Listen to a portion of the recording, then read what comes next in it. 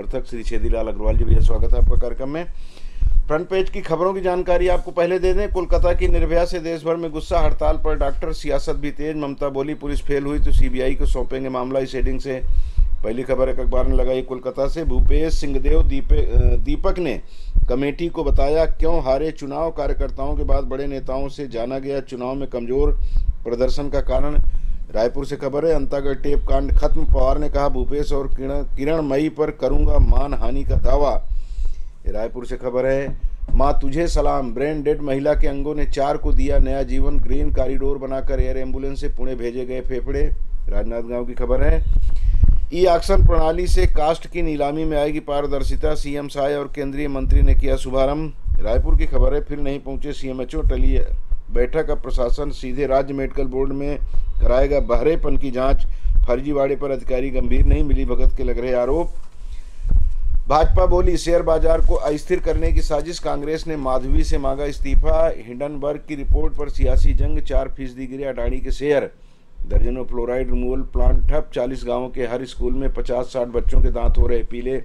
मैनपुर छत्तीसगढ़ की घटना, बस्तर के बाकेल में निकल रहा फ्लोराइड युक्त पानी। जगदलपुर की खबर है जहानाबाद के बाबा सिद्धेश्वर नाथ मंदिर में दबने से 8 की मौत।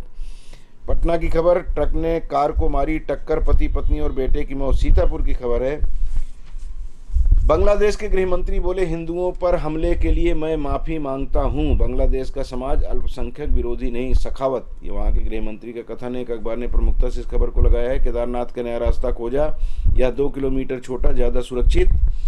हसीना की सीक्रेट जेल आईना घर अब खाली, नाखून उखाड़ते थे, घंटों यातनाएं, 600 कैदी थे, 100 ही निकल पाए, 500 गायब मिले। ये ढाका की खबर है।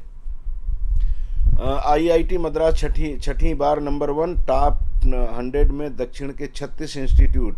शिक्षा जगत से जुड़ी हुई नई दिल्ली से खबर।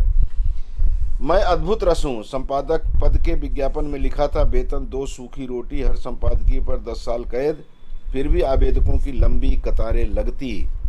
ये आज़ादी के समय किस तरह की पत्रकारिता हो रही थी, आज़ादी से पहले उसका एक आईना एक अखबार ने दिखाया है। आइए पहले हम उस खबर पर चर्चा करें जिसको लेकर के पूरा देश इस वक्त आंदोलित है। देश नहीं, देश तो पूरा आंदोलित कहाँ होगा, 140-45 करोड़ लोग आंदोलित हो जाएं तो दुनिया हिल जाएगी। डॉक्टर लगभग 3-3.5 लाख डॉक्टर कल आंदोलन पर थे और कारण था कलकत्ता में एक डॉक्टर जो पढ़ाई भी कर रही थी, अपनी ड्यूटी भी कर रही थी, उसके साथ जो रेप हुआ और जिस तरह से उसकी विभत्स तरीके से हत्या की गई उसको लेकर के विरोध प्रकट किया गया।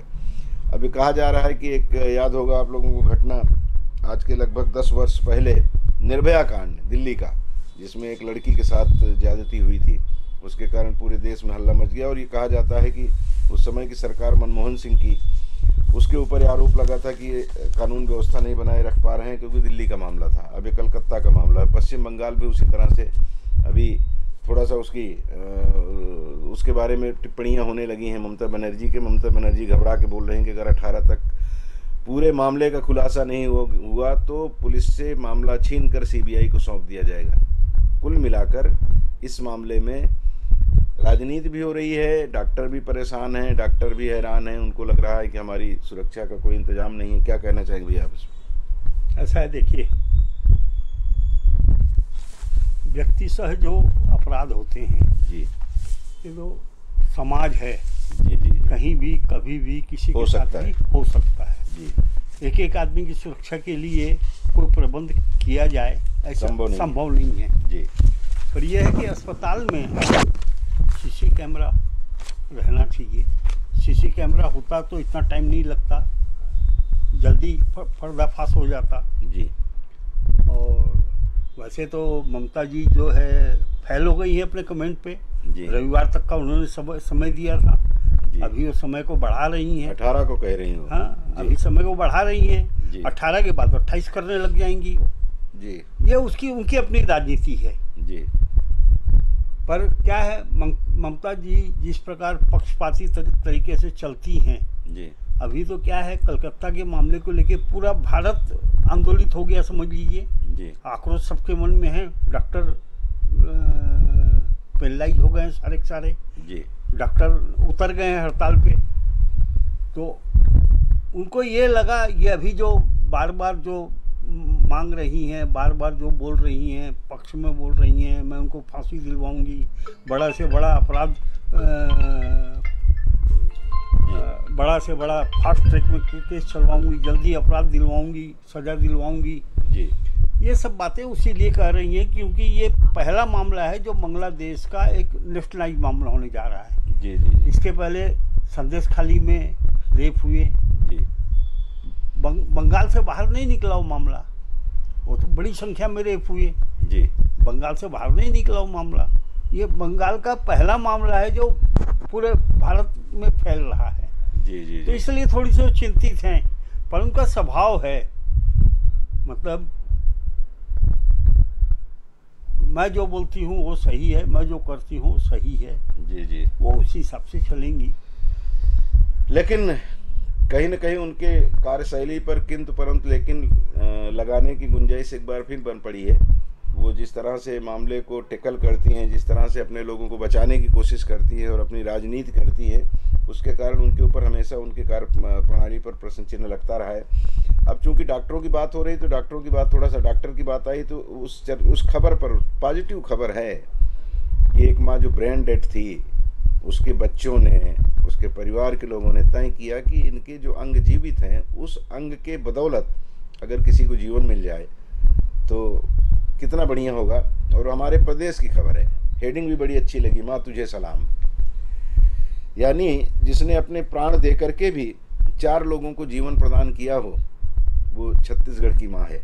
स्वाभाविक इस तरह की खबरें भावुक करती हैं। ये अब धीरे धीरे जागृति आने लग गई है जी। मैं आपको उदाहरण बता रहा हूँ, मेरे साले का निधन हुआ जी, निधन नहीं हुआ था, बेहोश था वो, और डॉक्टर ने उसको ब्रेन डेड डिक्लेयर कर दिया था जी। बोले आपके जो भी नियर डियर लोग हैं जिनको आप बुलाना चाहते हो उनको बुलाते तक मैं इनको जीवित रख सकता हूँ, वो व्यवस्था उसने कर दी जी। मेरे पास मैसेज आया, ऐसा ऐसा हो गया, अरे मतलब ब्रेन डेड है, घर में सलाह करो और उसे सारे अंग दान कर दो। तो राय बन भी रही थी और नहीं भी बन रही थी, महिलाएं खास करके तैयार नहीं थी, खास करके मेरे साले की जो मिसेस थी वो तैयार नहीं थी, हाँ थोड़ा सा उसके बच्चे तैयार नहीं थे जी। फिर वो प्रयास किया गया, उसको रोका गया, हाँ भाई वो आ रहे हैं, 2 दिन के लिए आप उसको सुरक्षित रखो, ऐसा करके डॉक्टर को बोला गया। और 2 दिन लगा उसको मनाने में, 7 लोगों को उसके अंग प्रदान किए गए जी। मतलब 7 लोगों को जीवन दिया। हाँ, स्वाभाविक है जी, क्या है, बहुत बड़ी बात है। अब वो किसी न किसी रूप में तो है ना जीवित हो। बिल्कुल बिल्कुल। अब ये भाव लोगों में धीरे धीरे पनपने डेवलप हो रहा है। पहले तो लोग अपना शरीर का दान करने लग गए हैं अब जी। कोरबा में ही 2-3 घटनाएं हो गई जिन्होंने अपने शरीर का दान किया है। हाँ, घोषित बहुत लोगों ने कर दिया है, लेकिन दान करने वाले 2-3 लोग तो आ गए हैं। स्वाभाविक है, जिन्होंने घोषित किया दान करने की दृष्टि से ही किया है। और ये विशेष करके हिंदू मान्यताओं में रहा है कि मरने के बाद अंग को बिल्कुल उसी 5 तत्व में विलीन कर दीजिए, उसको छोड़िए मत बाहर। मैं इसका उदाहरण बता रहा हूँ जी। मेरे नाना जी का एक्सीडेंट हुआ, उनका पैर कट गया जी। तो उन्होंने क्या किया, पैर को जलवाया, उसकी राख को अपने साथ रखे रहे जी। बोले जब मैं मरूंगा तो उसके साथ ही इस राख को भी बहाना करके। हाँ, भाव वही है कि हाँ, शरीर का अंग है। हाँ, अगर उसको अलग पहले कर दोगे तो मैं फिर कभी पैदा हुआ तो लंगड़ा ही पैदा होऊंगा, ये था उसके मन में भाव जी जी जी। बहुत सारी सोच अलग अलग थी, बहुत सारी कहावतें थी, बहुत सारी मान्यताएं थी, लेकिन अब वो धीरे धीरे टूट रही हैं और टूटना भी चाहिए इनका सबका। आखिर ये जिस खबर की बात, जिस पर हम चर्चा कर रहे हैं, वो 4 लोगों को जीवन तो दिया उन्होंने। हाँ। तो स्वाभाविक है कि 4 लोगों में वो जीवित रहेगी, वो माँ जिसके बच्चों ने ये प्रयास किया। तो बच्चों को भी साधुवाद कि उन्होंने एक बहुत अच्छी पहल की है अपनी तरफ से, राजनांद गांव के लोगों के लिए और पूरे छत्तीसगढ़ के लोगों के लिए। चलिए, बांग्लादेश की बात कर रहे थे तो पश्चिम बंगाल की बात कर रहे थे, तो बांग्लादेश की बात कर लें। एक अखबार दैनिक भास्कर, इसके एक प्रतिनिधि हैं, वो निरंतर वहाँ से खबरें भेज रहे हैं। उनके पोर्टल पे खबरें आती हैं तो हम लोग भी उसको शेयर करते हैं, अब लोगों तक जाती होगी हमारे पोर्टल के जरिए भी खबर।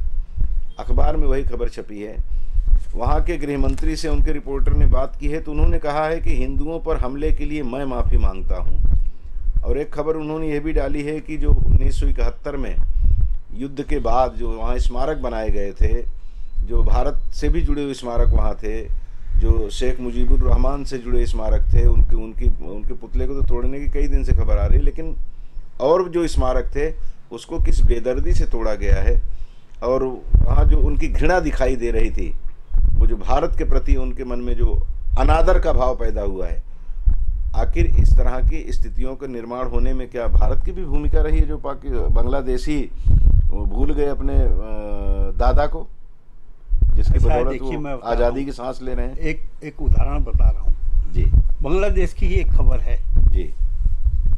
वहाँ की एक हिंदू महिला सेवा का ही काम प्रकल्प चलाती जी, और उसके सेवा का लाभ लेने के लिए 60 से 70% लोग मुसलमान ही हैं जी। और उन मुसलमानों में औरतें हैं, लड़कियां हैं जो उसकी सेवा का लाभ उठाती हैं जी। उन लड़कियों ने, उन मुसलमान औरतों ने उस लड़की से उठक बैठक करवाई, 100 उठक बैठक करवाई, सब ने उसको 5-5, 10-10 थप्पड़ मारे और उस लड़की को लड़कों के हवाले कर दिया। 40 लड़कों ने उस लड़की के साथ रेप किया और उसके बाद पेट्रोल डालकर उस पर आग लगा दी। उसके भाई को भी मारा उन्होंने, पेट्रोल डालकर उस पर भी आग लगा दी जी। ये किसके हैं? ये मुसलमान आज भी नहीं समझ पा रहे हैं। मेरे को ये बता दो, हिंदुस्तान में किस मुसलमान ने उसकी भर्त्सना की है? किस मुसलमान ने कहा कि ऐसे लोगों का सर तन से जुदा कर दिया जाए? किसी मुसलमान ने कहा? नहीं कहा। न बांग्लादेश में कहा, न इसने कहा। वही गृह मंत्री माफ़ी तो मांगता है, इसने ये घोषणा क्यों नहीं की कि मैं एक एक आदमी को पकड़ के सजा दिलवाऊंगा और जिनको फांसी लगनी होगी उनको मैं फांसी पे चढ़वाऊंगा? क्यों नहीं की उसने घोषणा? बिल्कुल बिल्कुल होना था। अभी तो ये परिवर्तन जो आया है उसका कारण दूसरा है जी। ये परिवर्तन के लिए ये वहाँ का जो मंत्रिमंडल है, वहाँ की सेना है, वहाँ की पुलिस है, वहाँ के अधिकारी है, वो भी मजबूर हो जाएंगे जी। क्यों मजबूर हो जाएंगे उसका कारण बता रहा हूँ। जिस दिन 1 लाख हिंदुओं ने ढाका में प्रदर्शन किया, उस दिन के बाद में हिंदुओं पर हमले की घटनाएं बंद हो गई। आज हर मंदिर में 100 हिंदुओं का पहरा लगता है और बाकायदा लट्ठे डंडी लैस होके 24 घंटे पहरा देते हैं। आज वहाँ हिंदू लड़कियाँ तेजाब और पेट्रोल और डंडा लेके साथ में चलती हैं। आजा कौन आता है? कराटे सीख रही हैं, डंडा चलाना सीख रही हैं, लाठी चलाना सीख रही हैं और आजा हम मुकाबला करेंगे, हम भागेंगे नहीं, हम तुमसे डरेंगे नहीं। ये एक जो परिवर्तन आया है उसके कारण मजबूरी है वहाँ के शासन की, नहीं तो गृह युद्ध हो जाएगा वहाँ। जी जी। और दूसरा बताऊं कारण आपको, अभी तक तो अच्छी था, पुलिस चुपचाप घर में बैठ गई। पहले हमारी सुरक्षा दो, पुलिस बोलती है वहाँ, तो पहले हमारी सुरक्षा करो, फिर हम दूसरे की सुरक्षा करेंगे। हड़ताल पे चले घर में चली गई, बैठ गई। सेना चुपचाप बैठ गई। वो तो सेना का जो चीफ था वो तो शेख हसीना का जो है रिश्तेदार था, इसलिए उसको निकलने दिया, नहीं तो मरवा देता उसको जी। 45 मिनट का समय दिया था, आप 45 मिनट में निर्णय लो आप, नहीं तो आप मारी जाओगी जी। उसका रिश्तेदार, उसकी बहन का पति है वो जी, और उसी ने अभी 4 महीने पहले उसको चीफ बनाया जी। उसके साथ। ये किसके हैं? ये किसके हैं? किसी के नहीं है। ये इनके खून में बसा हुआ है दगा करना। जी जी जी। खैर जो इनके खून में बसा हुआ है जी। पश्चिम बंगाल एक भी मुसलमान की संस्था ने भर्त्सना की क्या? वहाँ बांग्लादेश में जो हिंदुओं के साथ किया गया है उसकी भर्त्सना की क्या यहाँ के? मैंने तो नहीं सुना। मैंने भी नहीं सुना जी। बोलते हैं, जब बहस होती है, पूछा जाता है, कानून काम करेगा ना अपना, सरकार जांच करेगी और पकड़ेगी और कार्रवाई करेगी। तो बाकी जगह सरतन से जुदा का नारा क्यों लगाते हो जी? सरतन से जुदा करने के लिए क्यों घुस जाते हो?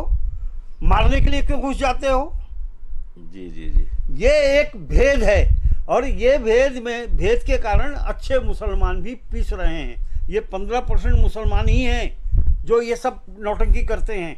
ये उग्रता करते हैं, ये बदमाशी करते हैं, ये समाज में विद्रोह पैदा करते हैं, ये 15% मुसलमान हैं। 85% मुसलमान अच्छे लोग हैं, पर वो चुपचाप मुंह सिल के बैठे हुए हैं। मुंह से उनकी आवाज नहीं निकलती, विरोध का स्वर नहीं निकलता। तो पता कैसे चलेगा अच्छा मुसलमान कौन है और खराब मुसलमान कौन है?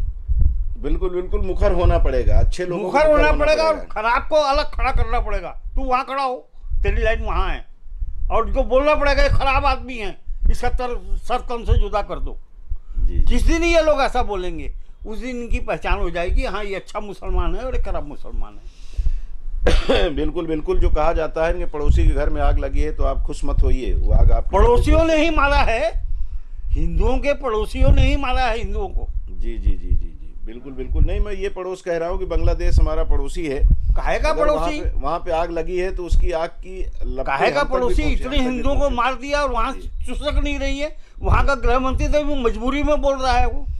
जी जी, मैं वही कह रहा हूँ, मजबूरी में बोल रहा है। वहाँ जो आग लगी है, अभी तक इनको सत्ता में आए 5 दिन से ऊपर हो गया जी, अभी तक क्या किया इन्होंने? एक भी FIR दर्ज करवाई, एक भी पकड़ धकड़ की इन्होंने जी, एक भी आदेश निकाला हिंदुओं की रक्षा के लिए? बिल्कुल नहीं। अभी तो जिनकी बदौलत ये बने हैं उनको तो अभी बाप बाप बोलेंगे ना। हाँ। भाई जिनकी तो बाप बाप बोलेंगे तो जिन्होंने बनाया है वो तो मारकाट कर रहे हैं जी, और तो इसलिए चुप बैठे हैं कि अब ये लोग तंग हैं, आ जाओ मैदान में, हम भागने वाले नहीं हैं।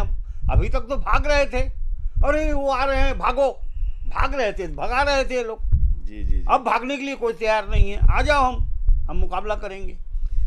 बिल्कुल बिल्कुल, मुखालिफत करना ऐसे लोगों की बहुत आवश्यक है। और कहा भी गया, धर्मशास्त्र भी कहते हैं कि मनुरस मनु में दे, हे प्रभु आप मन्यु हैं, यानी आक्रोश आपके मन में तब जन्म लेता है जब आप अन्याय होता देखते हैं। तो आप मनुरस ही हैं, मनु की खान हैं, तो हमें भी मनु बना दें। इस तरह का हमारा धर्मशास्त्र कहता है कि क्रोध जो है ना आक्रोश में जन्म लेता है तो उचित है। तो ऐसे समय अगर क्रोध हमारे मन में जन्म ले रहा है तो मैं वही बात कह रहा था, ऐसे समय में ही पता चलता है कि ये गंगा जमुना तहजीब कितनी खोखली है जी। एक भी मुसलमान बता देना किसी की हिंदुओं की रक्षा की है उसने जी, एक भी मुसलमान बता देना उनके विरोध में खड़ा हुआ है क्या? वो गंगा जमुनी तहजीब खोट के लिए इनकी। खैर, जो जिस तरह के दृश्य वहां से आ रहे हैं, जो दिखाया जा रहा है व्हाट्सएप पे, सोशल मीडिया पे जो वायरल हो रहा है, वो देख करके तो रोंगटे खड़े हो जाते हैं। मैं वही कह रहा था कि अगर ये आग बांग्लादेश में लगी है तो बलात्कार करते हैं, इनको शर्म नहीं आती? ये लोग भर्त्सना नहीं करते बलात्कारियों की, मतलब बलात्कारियों का समर्थन करते हैं ये लोग। उसकी कैसा समाज बनाना चाहते हैं ये लोग? मुस्लिम समाज को कैसा समाज बनाना चाहते हैं? उसकी तपिश को हमें भी सहना पड़ेगा। इसलिए जरूरी है जो आप कह रहे हैं, बिल्कुल मैं समर्थन करता हूं कि भारत के जो मुसलमान हैं उनको खुल करके इसकी मुखालिफत करना चाहिए और ये कहना चाहिए कि बांग्लादेश इनको भारतीय मुसलमान बनना ही पड़ेगा, ये पाकिस्तानी मुसलमान नहीं बन सकते। जी जी, और पाकिस्तानी मुसलमान बनेंगे तो दुविधा में आएंगे, परिस्थितियां बिगड़ेंगी। बिल्कुल बिल्कुल, वो समय खत्म हो गया। जी जी, ये अभी भी अपने आप को बाबर के वंशज मानते हैं। हिंदुओं का खून है ना ये हिंदू से ही तक कन्वर्ट हुए हैं जी। ये आए हैं क्या मंगोल से? जी, बाबर तो मंगोल था ना, बाबर से मंगोल से आए हैं क्या लोग? यहाँ मंगोल से आगे पैदा हुए हैं क्या ये? जी जी जी जी, है तो हिंदू ही।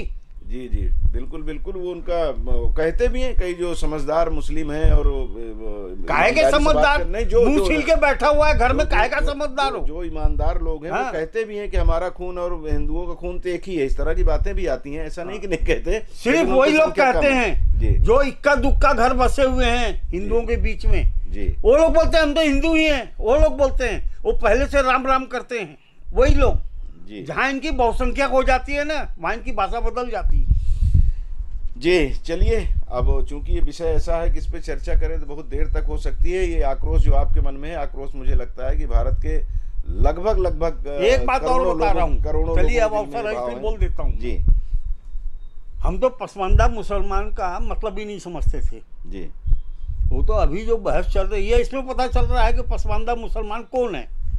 पसमानदा मुसलमान वो है जो दबा कुचला लोग थे जी, जो हिंदुओं में दबे कुचले थे, जिनका शोषण होता था, जिनके ऊपर अत्याचार होता था, जिनके ऊपर अन्याय होता था। कितने साल पहले इन्होंने पसमानदा मुसलमान बनाए हैं? वर्षों पहले, सैकड़ों साल पहले। आज भी वो पसमानदा ही है जी, आज भी वैसे ही दबे कुचले हैं। तो काहे के लिए बनाए थे भाई तो मुसलमान उनको? इनको वही जिंदगी देनी थी, तो जहाँ थे वहीं ठीक थे, जहाँ थे वहीं ठीक थे। हाँ, फिर काहे के लिए बनाए इनको? तुम दबे कुचले लोग हो, हमारे पास आओ, हम तुम्हारा जीवन सुधारेंगे। आज भी वो पसमानदा ही मुसलमान है, आज भी वो झोपड़ी में रह रहे हैं, आज भी तन बेचकर ही पैसा कमा रहे हैं, आज भी पंचर बनाकर ही अपना जीवन गुजारा कर रहे हैं। जी। कैसे पसमानदा मुसलमान है ये, और कैसा ये धर्म है? ठगने वाला धर्म है ये। जी खैर, अभी तो भारत को चाहिए, मैं तो बहुत छोटा आदमी हूँ, बहुत छोटे चैनल से जुड़ा हुआ हूँ, लेकिन मैं बात कहता हूँ कि अभी तो राफेल की टंकार, उसकी गूंज बांग्लादेश में सुनाई पड़नी चाहिए। बांग्लादेश में रहने वाले जो हिंदू हैं या अल्पसंख्यक है, उनको ये लगना चाहिए कि भारत हमारे साथ खड़ा है, ये भारत की भूमिका वहाँ होनी चाहिए। अब करे न करे अलग बात है, हमारी बात वहाँ तक पहुँच भी नहीं रही, करना तो पड़ेगा। जी देखिए, भारत एक बार 71 में आपने किया था, तो अब आपको करना तभी भारत में शांति रहेगी। बिल्कुल बिल्कुल। अब भारत चारों तरफ से सुरक्षित नहीं रहेगा ना, तो शांति भी रहने वाली नहीं। हाँ, वो जमाना गया जब एक गाल पे थप्पड़ मारे तो दूसरा गाल सामने कर दो। गांधी जी ने ठग दिया पूरे हिंदुस्तान को। एक थप्पड़ कोई मारे तो उसका हाथ काट दो, दूसरा। जैसे वहाँ मुजीब की मूर्ति गिर रही है ना जी, 20 साल 30 साल बाद देखिए यहाँ गांधी की मूर्ति गिरेगी। गांधी जी ने हिंदुओं को ठगा है। खैर, ईश्वर न करे वो स्थिति बने, क्योंकि एक जगह की अगर हम भर्त्सना कर रहे हैं, शेख मुजीबुर रहमान की मूर्ति टूटी है, तो दूसरी जगह की भी भर्त्सना होती है, क्योंकि इस तरह की प्रतिक्रिया को कोई भी बर्दाश्त नहीं करता। और जो कुछ बांग्लादेश में हो रहा है उसको लेकर के भारत के मुसलमानों को, भारत के राजनेताओं को मुखर होना पड़ेगा। मुसलमान ने इसकी भर्त्सना नहीं की है। बिल्कुल बिल्कुल करना नहीं, एक भी मुस्लिम संगठन ने इसकी भर्त्सना की है। जी। कैसे मुसलमान है ये हिंदुस्तानी मुसलमान नहीं है क्या? जी जी जी जी, बिल्कुल बिल्कुल करना होगा। और हिंदुस्तानी मुसलमान नहीं है तो क्या कर रहे हैं हिंदुस्तान में? जाए जिस देश के मुसलमान हो उस देश में जाए। जी, आप बाबर के वंशज हो तो बाबर के देश में जाए। बिल्कुल बिल्कुल। आक्रोश जो आपके मन में है, मुझे लगता है करोड़ों लोगों के मन में आक्रोश है, और सब अपने अपने तई वो सोशल मीडिया पे या व्यक्तिगत बातों में व्यक्त कर रहे हैं। और इस बात को भारत सरकार को भी समझना होगा, यहाँ की सारी राजनीति को समझना होगा, जो दूसरे दलों से जुड़े हुए उन लोगों के पक्ष विपक्ष के, कि अगर उन्होंने जो ये कट्टर मुसलमान हैं, इनका वोट का अधिकार तो तुरंत खत्म कर देना चाहिए। वोट देने का राइट ही नहीं होना चाहिए। रियायती चीजें कुछ नहीं मिलनी चाहिए इनको।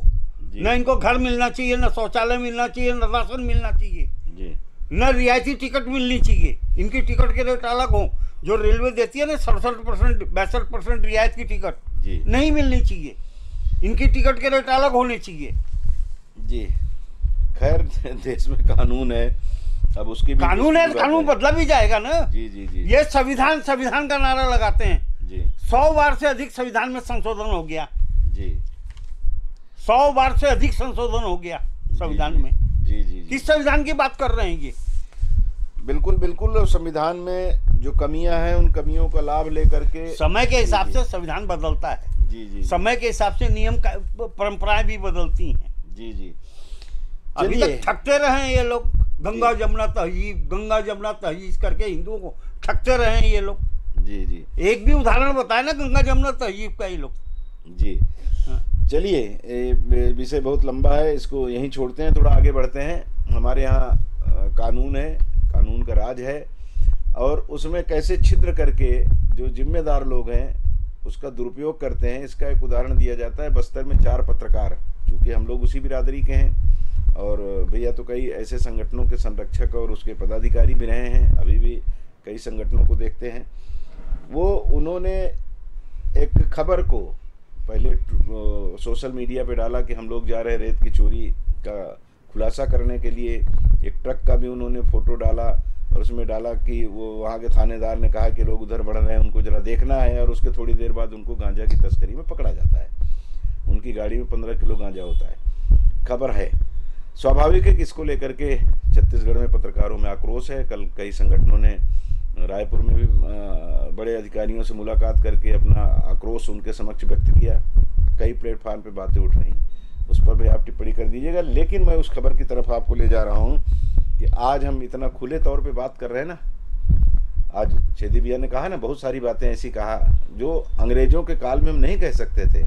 अभिव्यक्ति की स्वतंत्रता हमारे देश में है। वो खबर जिसमें संपादक पद के विज्ञापन में लिखा होता था, वेतन 2 सूखी रोटी, हर संपादकीय पर 10 साल कैद, 2.5 साल एक अखबार चला और उसमें 8 से 10 संपादक, जिनको सबको मिलाकर 125 वर्ष की सजा हुई। ये उस कालखंड की पत्रकारिता की बात कर रहे हैं, 47 के पहले की। और आज भी अगर वो 4 पत्रकारों को इस तरह से गिरफ्तार किया जाता है तो लगता नहीं कि कानून का राज कहा तो जाता है, लेकिन जिनके हाथ में ये ताकत है कि आप कानून की रक्षा करिए, लॉ एंड ऑर्डर बनाए रखने के लिए, वही लोग इस तरह की हरकत कर रहे हैं। तो ये पहले वालों को तो अपमान है। ये तो बहुत दूर की बात बता रहे हो जी।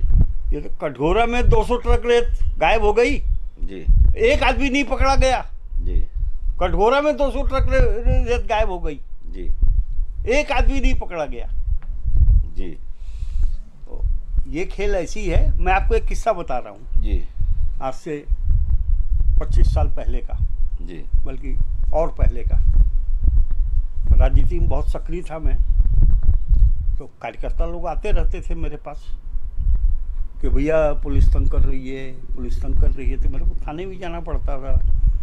उसमें सब इंस्पेक्टर रैंक का अधिकारी थाना प्रभारी होता था जी, तो थाना प्रभारी को बोल के उनको छुड़वाना भी पड़ता था जी।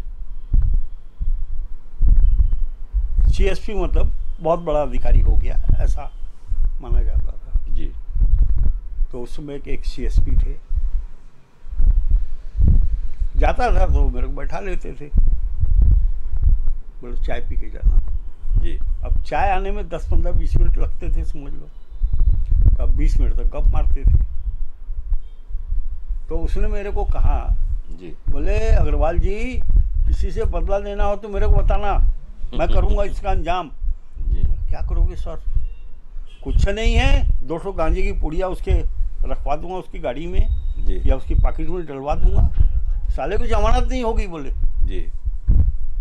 महेंद्र सिंह तोमर नाम बता रहा हूँ। आपने नाम बता दिया, मैं नाम नहीं बताता, आप पूछते तो भी नहीं बताता मैं। नहीं, वो तो हम लोगों ने भी देखा है। वो बोलते ही थे, हमें भी धमकी दिए थे कि तुमको भी गांजे के केस में अंदर कराऊंगा। कई लोगों का कराए भी थे। वो कोरबा में कई लोगों के सुल्तानिया था, ऐसे कई लोग थे जिनके खिलाफ उन्होंने कार्रवाई की। आप मेरे से पूछते नाम, तुम नाम नहीं बताता मैं। नहीं, नाम लेने में क्या दिक्कत है, और आपका ही चेला हो इसलिए कहने में कोई दिक्कत नहीं है कि गलत है तो गलत है। वो इस तरह के लोग तो ऐसे ही लोग हैं जिन्होंने उनके चारों की गाड़ी में गांजा रखवाया और अंदर कर दिया। मैं कल्पना कर रहा था भैया, वही बात कर रहा था कि इसमें दिया है ना, संपादक चाहिए वेतन, 2 सूखी रोटी, 1 गिलास ठंडा पानी और हर संपादकीय लिखने पर 10 साल काले पानी की कैद। ये उस समय जो था, उस समय क्या मिशन होता था जी। और जो भी पत्रकारिता की लाइन में आता था वो ये सोच के आता था कि मैं समाज के कल्याण के लिए काम कर रहा हूँ जी, समाज की बुराइयों को खत्म करने के लिए काम कर रहा हूँ जी। इसके लिए कष्ट तो मेरे को भोगना ही पड़ेगा। वो तैयार रहता था, मानसिक रूप से भी, शारीरिक रूप से भी जी जी, हर प्रकार से तैयार होता था। और उस समय का तो पेपर निकालना बहुत कठिन काम था। मैंने खुद कंपोज किया है पेपर के लिए, मैंने खुद मैटर कंपोज किया है। हम भी उस समय से कंपोजिंग करते थे जी, और 4-4, 5-5 बार प्रूफ देखते थे जी, क्योंकि गलती होती थी। सा लगना चाहिए तो यहाँ की मात्रा टूट के कहीं और चली चली गई। जी जी जी। शक्कर के सा लगना चाहिए तो शक्कर के सा लग गया जी, सरोता के सा लगना चाहिए तो शक्कर का सा लग गया। अब मतलब कई घंटे लगते थे प्रूफ करने में जी जी। और फोटो तो लगाना बहुत बड़ी समस्या होती थी। वो ब्लॉग बनने के लिए रायपुर जाता था जी जी। 3 दिन 4 दिन आते थे तो 3 दिन 4 दिन न्यूज रोकनी पड़ती थी जी जी जी। मतलब इतनी कठिन परिस्थितियों में पेपर निकाले हैं हम लोग जी जी। और ये तो बहुत बात की बात है, उस समय कितनी कठिनाइयों का लोगों को सामना करना पड़ता रहा होगा। अब चूंकि 3 दिन बाद हम आज़ादी का हर्ष मनाएंगे, खुशी व्यक्त करेंगे कि हमारे देश को आज़ादी मिली थी 15 अगस्त 1947 को, इसलिए इस खबर ने इस खबर पर मेरा ध्यान गया कि इतने बुरे हालात के बाद भी ये अखबार लिख रहा है कि संपादक बनने के लिए लोग कतारबद्ध आते थे कि भाई हम तैयार हैं, हमें पता है कि हमको भी जेल होगी, हमें पता है कि हमें सूखी रोटी खानी पड़ेगी, हमें पता है कि 1 गिलास ठंडा पानी दिन भर में मिलेगा।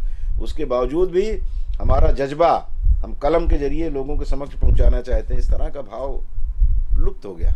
अच्छा, एक संपादकीय लिखने के लिए जी पूरे दिन भर मेहनत करता था संपादक, किताबों की स्टडी करता था, पत्रिकाओं की स्टडी करता था, तब जाके एक संपादकीय बनता था।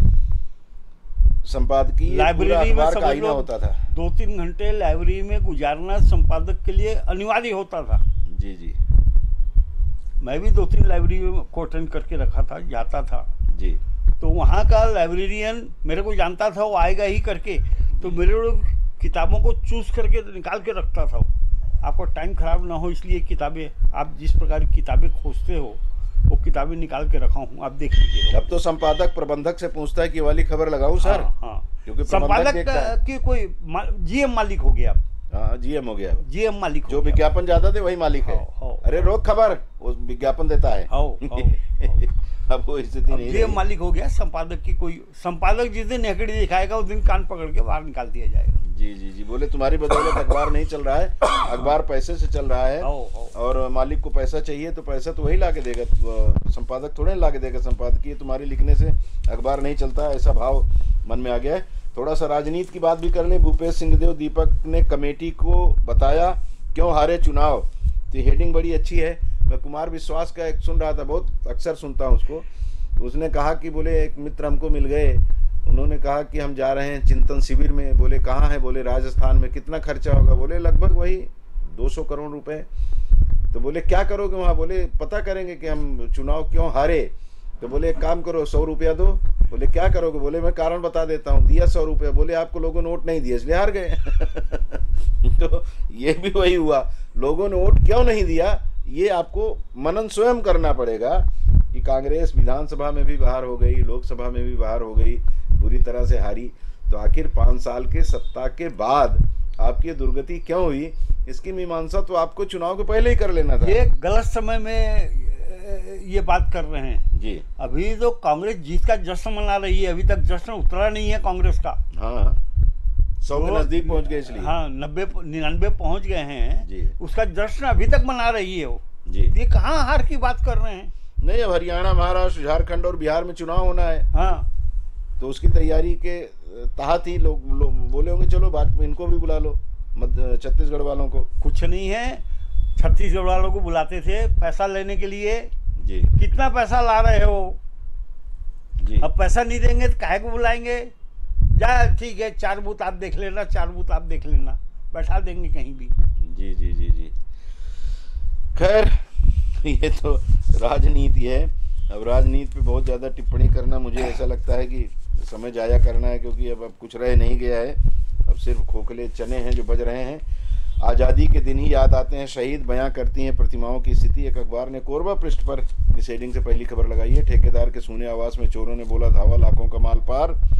तिरंगा यात्रा से जुड़कर स्वतंत्रता सेनानियों को सम्मान देने का किया आह्वान। जिले के घर घर पहुंचेगी तिरंगा यात्रा। उद्योग मंत्री ने दिखाई हरी झंडी। घंटाघर चौक में मुख्य आयोजन। बच्चे हैं देश का भविष्य, कोई भी बच्चा शिक्षा से न रहे वंचित। लखनलाल देवांगन। छाता जंगल में ही डेरा डाला हुआ दंतैल, वन विभाग कर रहा मॉनिटरिंग। बुलसीडी में 325 करोड़ की लागत से मेडिकल कॉलेज ले रहा आकार। निगम का कारनामा, बिना टेंडर खुले डिवाइडर की रंगाई पुताई करवा रहा।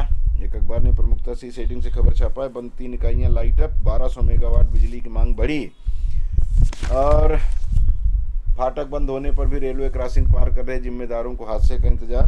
बस इसी तरह की खबरें अभी छपी हुई हैं। अभी एक वातावरण बन गया है, चूंकि आज 13 तारीख है, कल 14, 15 को हम आज़ादी का दिवस मनाएंगे। आज़ादी की खुशी में बहुत सारे कार्यक्रम होंगे। घर घर तिरंगा लहराए, ये कोशिश भारतीय जनता पार्टी अपनी तय कर रही है।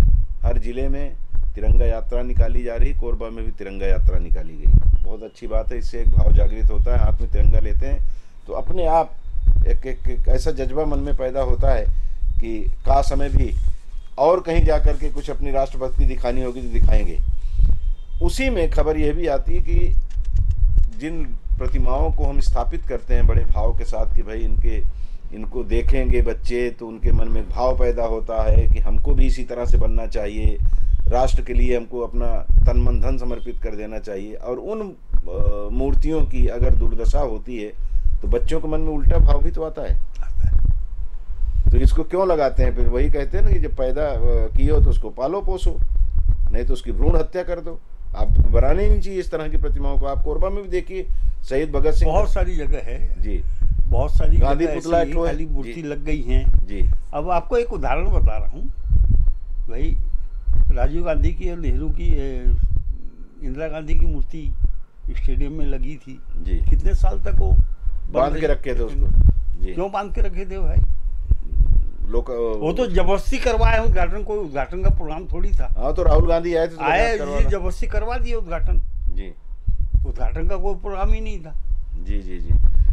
तो ये तो अपमान है ना एक तरह से। ये अपमान क्यों किया जाता है? किसी की भी मूर्ति हो, जो चला गया है दुनिया से, हमारे यहाँ ये एक मान्यता है ना कि जो चला गया है उसकी बुराइयों को नहीं, उसकी अच्छाइयों की चर्चा होती है कि भाई उसमें ये अच्छाई थी। अब वो किसी भी जाति का हो, किसी भी धर्म का हो, किसी भी राजनीतिक दल का हो, लेकिन आप उसको लगा के अपमान तो मत करिए कम से कम। अब कोरबा में एक खबर इन दिनों खूब चर्चा में है, नगर निगम के ठेकेदारों की करतूतें। सड़क पे यह हालत हो गई है कि हर रोज झाड़ू इसलिए नहीं लगाया जाता कि कचरा हटा दिया जाए, झाड़ू इसलिए लगाया जाता है कि उसकी जो गिट्टी है वो बाहर निकल के लोगों को नुकसान पहुंचा रही है। कोई गिर जाता है तो उसकी क्या दशा होती है कि एक जगह स्लिप हो रही है। स्लिप हो रही है, बजरी जो है स्लिप हो रही है। अब उसको सबको हटाया जा रहा है। कहा जा रहा है कि 4 ठेकेदार, स्कूटर को या मोटरसाइकिल की स्पीड में नहीं चला सकते, स्लिप हो जाएगी। 4 ठेकेदार थे, 4 ठेकेदारों में से एक ठेकेदार की क्या उनका कुछ राजसात किया गया है, कोर्ट में भी गए हैं। एक कोई एम के गुप्ता हैं, एक श्रद्धा कंस्ट्रक्शन है, एक पटेरिया है। ये लोग ठेकेदारी किए हैं। तो एक का तो ये कहा जा रहा है कि जो कोर्ट गए हैं वो सभापति जी का परिवार है, श्याम सुंदर सोनी जी का, वो कोर्ट गए हैं कि भाई हमारा टाइम ख़त्म हो गया था, जो पीरियड रहता है उसके बाद ये बजरी उखड़ी है तो हमारा क्यों राजसात किया गया हमारे पैसे को। तो उसमें कोर्ट अब जो भी डिसीजन ले, लेकिन 3 लोगों का अभी भी कहा जा रहा है कि वो पीरियड उनका समाप्त नहीं हुआ है और उनके यहाँ भी बजरी उखड़ रही है। समाप्त कैसे हो गया बोल रहे हैं? जब नोटिस पहले दे दिया गया उनको जी कि आपकी बनाई हुई सड़क अभी उखड़नी चालू हो गई है, आप उसकी रिपेयरिंग करिए जी। तो 3 साल पूरा कैसे हो गया वो? हाँ वो उनका कहना है कि आप वेट कर रहे थे क्या 3 साल पूरा हो तो मैं जवाब दूं करके? जी जी जी। एक और खबर नगर निगम से जुड़ी और फिर जी, सड़क ऐसे ही बनती क्या? 3 साल के लिए बनती क्या सड़क? तो गारंटी पीरियड रहता है अपना नहीं, गारंटी पीरियड तो रिपेयरिंग का होता है जी। बजरी उखाड़ने का गारंटी पीरियड थोड़ी होता है जी। बजरी तो इसलिए उखड़ी कि आपने मापदंड से कमजोर बनाया, उसमें डामर कम डाला इसलिए बजरी उखड़ गई। जी जी जी।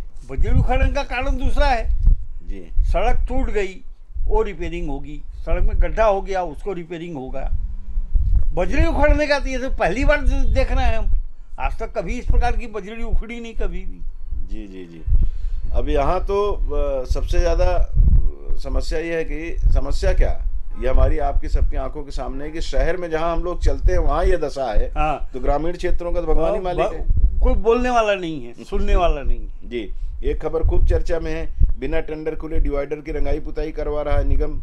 CSEB चौक से शारदा बिहार रेलवे क्रॉसिंग तक 3.98 लाख का टेंडर, मतलब 4 लाख का टेंडर। ये क्या किसी का स्टेटमेंट है कि पत्रकार की न्यूज है? ये पत्रकार की न्यूज है। हाँ, तो उसमें अधूरी जानकारी है जी। क्या है, इस प्रकार के सारे टेंडर हो जाते हैं गोपनीय तरीके से जी। और बाकायदा 3-5 लोगों को का टेंडर बुला के खोल लिया जाता है, सब गोपनीय तरीके से हो जाता है जी।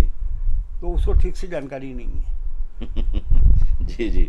नहीं, खैर बिना टेंडर खुले हुए कर तो लिया जाता है गुटफेत में कि भाई आप इसको कर लो, इमरजेंसी है। जैसे अभी कहा जा रहा है कि स्वच्छता सर्वे होना है, तो कुछ शौचालय भी ऐसे दे दिए गए हैं बनाने के लिए नगर निगम द्वारा। इधर आपके ट्रांसपोर्ट नगर इलाके में जो पुराने हो गए हैं उनको हटाओ या उनमें रंग पोताई करके थोड़ा सा ठीक कर लो। ये खेल तब होता है जब आपके पास समय पर्याप्त होता है। होता क्या है, अरे यार टेंडर करेंगे तो काम होगा नहीं, पर काम अपने को पहले चाहिए तो आप काम करवा लो, टेंडर होता रहेगा। जब टेंडर होगा, टेंडर की प्रक्रिया पूरी होगी, उसी को टेंडर अलाट करेंगे, उसको फिर चेक से पेमेंट करेंगे।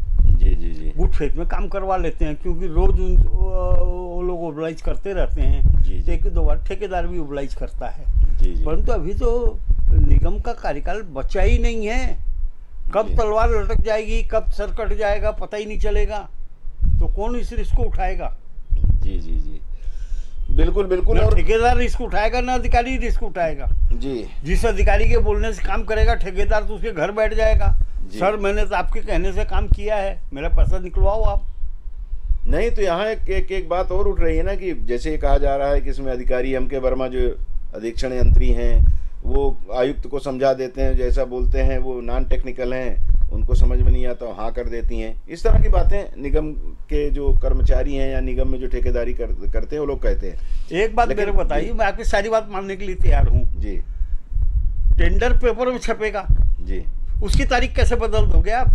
बैकडेट में पेपर छपवाओगे क्या?